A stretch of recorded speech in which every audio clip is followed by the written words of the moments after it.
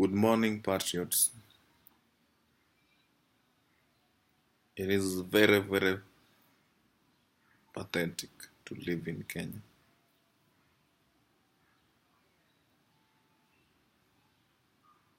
Very pathetic indeed. We say the main source of government revenue is tax, and we are not honest how we collect taxes. A local tax collector in every market day has more than 3 receipts: one for the county government, one for the boss, one for himself. The rest go unreceipted. Why can't we do something? Why can't we have a system where before you get into any market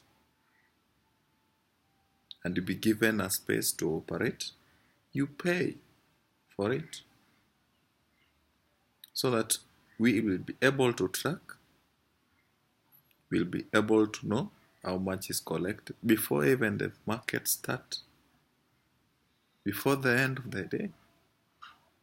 We can digitalize it such that you only pay, then the role of the tax collector is to confirm whether you paid. That is it. We can do this thing once and for all such that we'll be able to get enough money. Which kind of economy is that? In a normal economy is where the capital employs labor. But in Kenya, it is labor that employs the capital. What do I mean? I mean a border guy will come for your border. You will give out your border, and he or she will go and work with it. By the end of the day, he or she has the moral obligations to give you whatever amount he or she thinks you deserve. That's when we call a labor employs capital. That kind of economy will take us nowhere.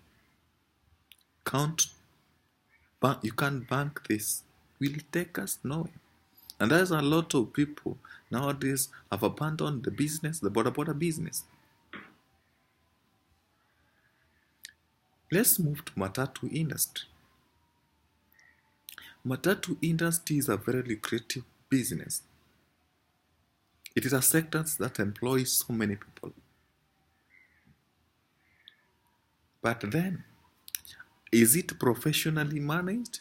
No. We have circles whose main aim is to fight for the members, the welfares of the members. They should have structures, legal structures.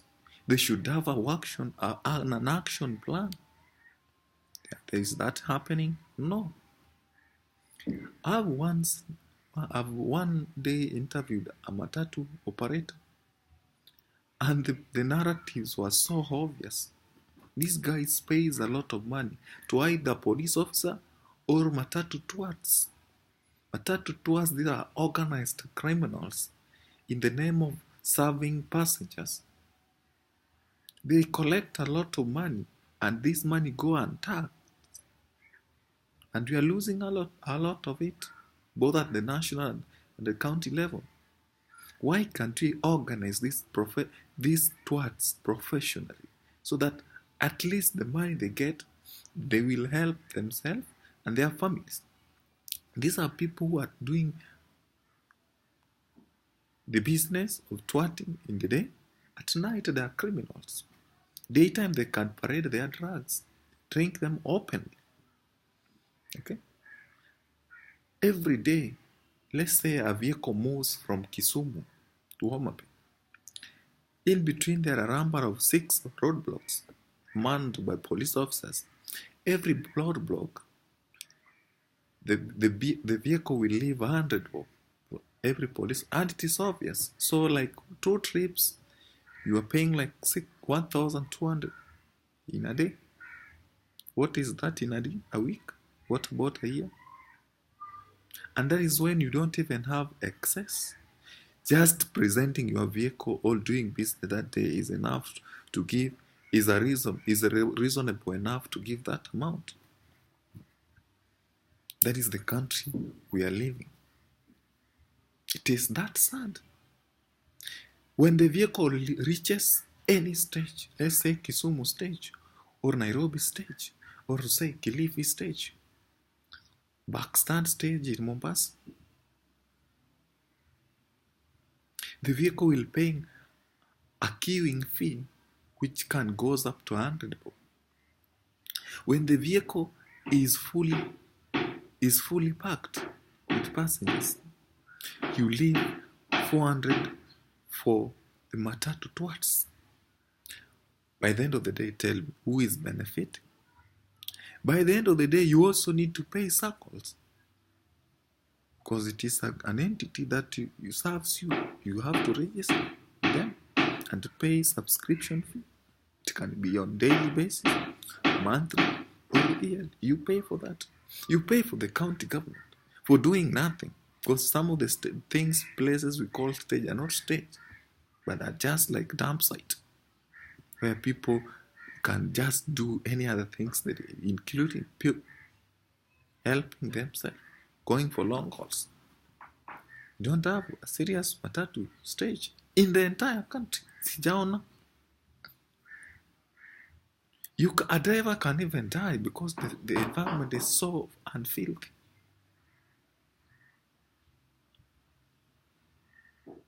That is the country where we live. We've devolved. It has reached a point where we've devolved corruption. I'm told that out of the national revenue we collect yearly, only 15%. I'm not talking about the Chinese loan, because the Chinese loan is being managed by the state officers, the executive. Out of the national revenue that is collected from taxpayers, only 15% goes to the counties. And this is the money we steal. The governors steal with these hurdles. And they hire lawyers to represent. 85% that remain at the national. A bigger chunk of it goes to the NYS, the military, which is not audited. We are celebrating how many years of stealing money from the military? By what magic? If just a junior officer can steal in the NYS, by what magic that the people in the military are not thieves? If the treasury, the CS for treasury, can steal, who is this person in the military that is not stealing? So we really need to do auditing, including the president. We really need, because let us not be fooled that nobody is above the law. If nobody is above the law, who is this above the law that cannot be audited? We really need to stop being stupid and to be sure that whatever we ask is very, very holistic. We need to audit the presidency. We really need to audit the office of deputy president. We really need to audit the action of opposition leaders in this nation for those donkey years that they have been operating, so that we know. Because you are telling us about BBI. Let me take you back. BBI, even look at the people who came up with it. I'll take, for example, the former Attorney General, Amos Wako. This is somebody that has been profiled by the US Embassy. Is not fit to us, even to step into the United States. Not that United States is clean, but there is somebody with no moral. You remember the Golden case? The Golden Bag case? He was the Attorney General by that time. What did he do? The reasons are well west. You can read the report about a report by the US Embassy.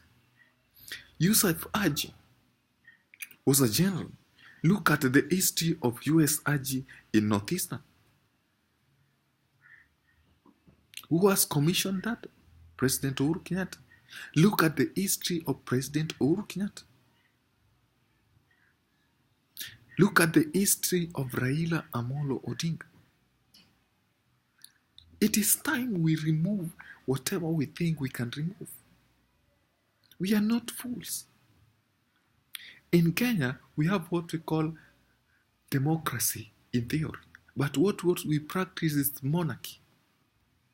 By what magic that the only three classes that are controlling this nation? We are fools. We are fools. We are fools, the big fools. So we really need to do away with the BB thing. It is not going to help us. And if you are earning less than 100,000 per day, my friend, you have no right to say that you have a president. You have no right to say you have elected MP. You have no right. You really need to ask them, what are they doing in those offices?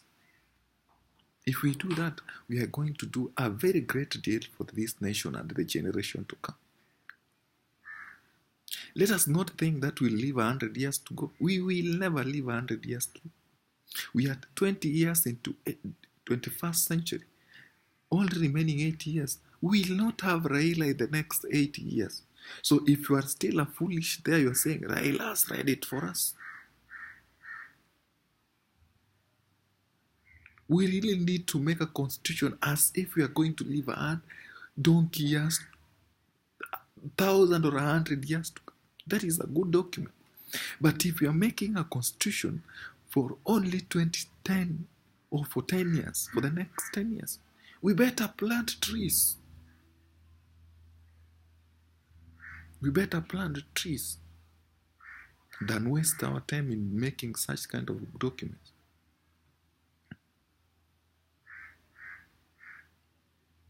If you don't value education because you don't have a degree, because tell me, out of the governors that you are, Joe is uneducated, Sonko is uneducated, well, IT2 is uneducated, and these are people controlling cities.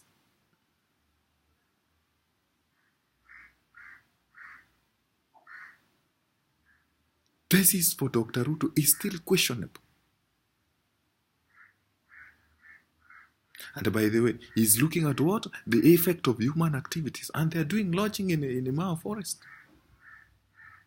So you plant, you cut the trees, then you do a thesis. Stupid. Stupid act.